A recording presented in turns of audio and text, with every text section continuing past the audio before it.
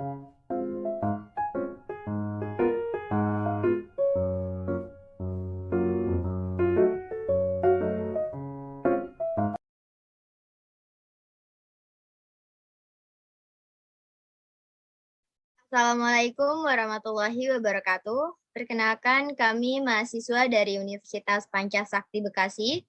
Video ini kami buat untuk memenuhi tugas ujian tengah semester mata kuliah Bahasa Indonesia dengan dosen pengampu Ibu Ning Rahayu, MPD. Pada kesempatan kali ini, kami dari kelompok 8 akan membahas terkait karya ilmiah yang dimana masing-masing dari anggota kelompok kami sudah berusaha semaksimal mungkin untuk menyelesaikan tugas ini.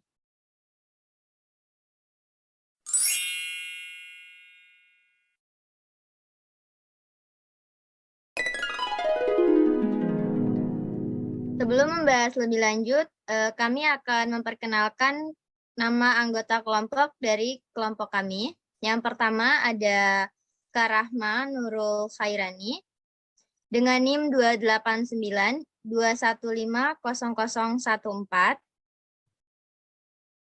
Yang kedua ada Kak Sabita Firdausi dengan NIM 28921500140. Yang ketiga ada saya sendiri, Intan Purnamasari, dengan NIM 28921500063. Lalu ada Kak Andita Kurnia dengan NIM 28921500126. Dan yang terakhir ada Kak Okta Roshayuni dengan NIM 28921500070. Yang pertama ada pengertian karya tulis ilmiah. Karya tulis ilmiah atau biasa disingkat karya ilmiah atau scientific paper adalah tulisan atau laporan tertulis yang memaparkan hasil penelitian atau pengkajian suatu masalah oleh seseorang atau sebuah tim dengan memenuhi kaidah dan etika keilmuan yang dikukuhkan dan ditaati oleh masyarakat keilmuan. Data, simpulan, dan informasi lain yang terkandung dalam karya ilmiah tersebut dijadikan acuan atau referensi bagi ilmuwan lain dalam melaksanakan penelitian atau pengkajian selanjutnya. Yang kedua ada karakteristik karya ilmiah yang akan dijelaskan oleh Kak Rahma. Oke, selanjutnya di sini ada karakteristik karya ilmiah, yaitu yang pertama mengacu pada teori sebagai landasan berpikir atau kerangka pemikiran dalam pembahasan masalah. Yang kedua yaitu lugas yang artinya tidak emosional, bermakna tunggal, dan tidak menimbulkan interpretasi dari lain. Yang ketiga logis, disusun berdasarkan urutan yang konsisten. Selanjutnya efektif, yaitu ringkas dan padat. Efisien hanya menggunakan kata atau kalimat yang penting dan mudah dipahami. Selanjutnya objektif, yang artinya berdasarkan fakta setiap informasi dalam kerangka ilmiah selalu apa adanya, sebenarnya, dan konkret. Yang terakhir sistematis, yaitu baik penulisan dan pembahasan sesuai dengan prosedur dan sistem yang berlaku.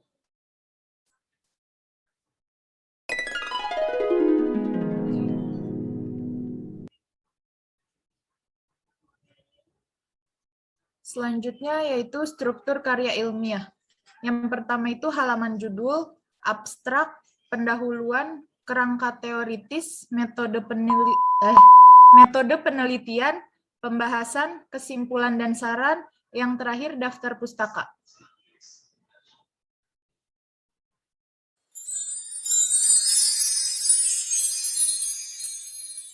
Selanjutnya ada jenis-jenis karya ilmiah yang akan dijelaskan oleh Kak Sabita Firdausi.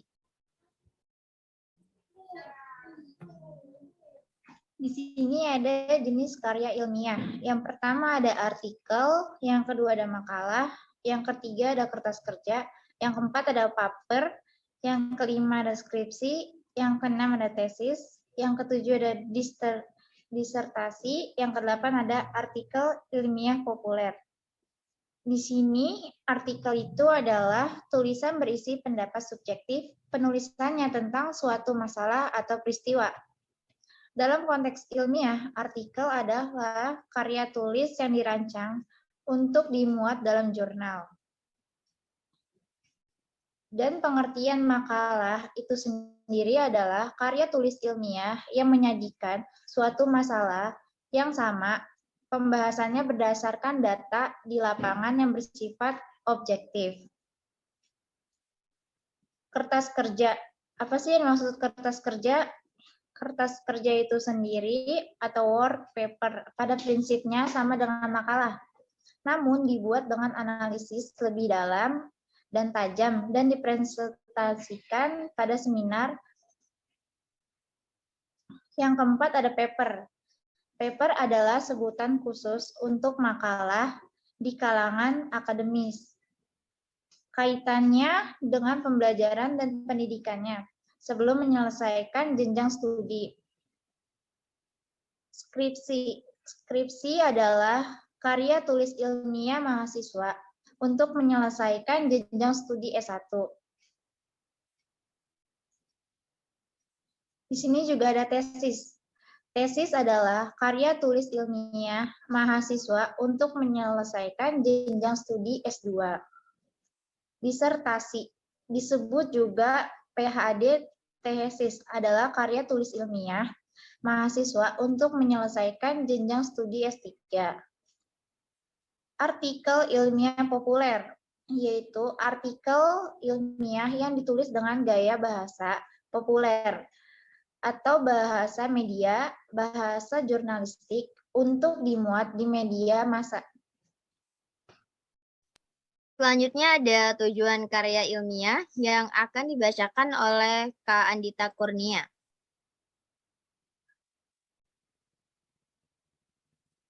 Adapun tujuan dari karya ilmiah yang pertama, untuk melatih mengungkapkan pemikiran mengenai hasil penelitian dalam bentuk tulisan yang disusun secara sistematis. Yang kedua, untuk menghasilkan pelajar yang mampu menjadi penghasil pemikiran dan penghasil karya tulis pada suatu bidang ilmu pengetahuan. Yang ketiga, karya ilmiah diharapkan dapat menjadi informasi yang bermanfaat bagi orang-orang yang membacanya. Yang keempat, karya ilmiah dapat menjadi suatu bukti bahwa pelajar memiliki wawasan dan potensi ilmiah dalam menghadapi dan menyelesaikan berbagai macam permasalahan.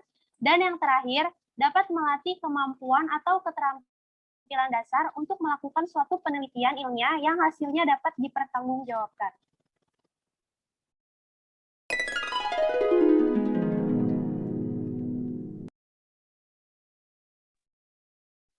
Berikut ini adalah langkah-langkah dalam menulis karya ilmiah yang akan dijelaskan oleh Kak Okta Roshayuni.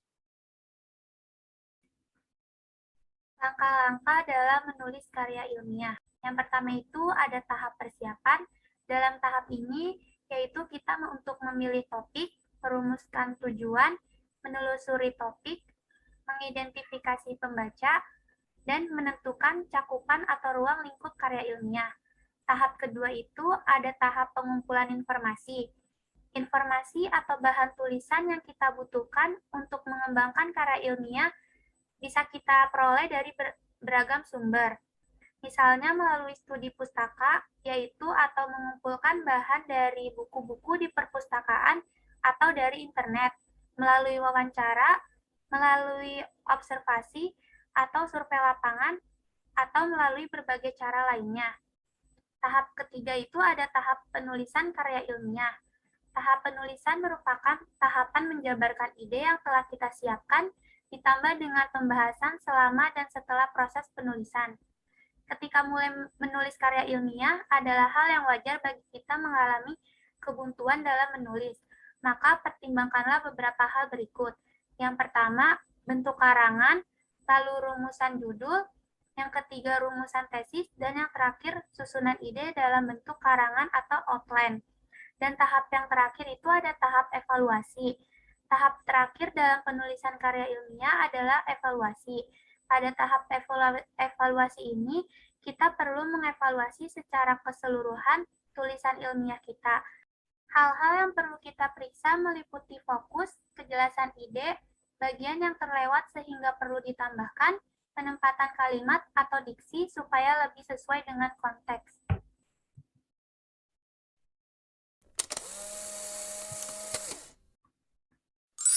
Sekian penjelasan dari kelompok kami terkait karya ilmiah. Kurang lebihnya mohon maaf. Wassalamualaikum warahmatullahi wabarakatuh.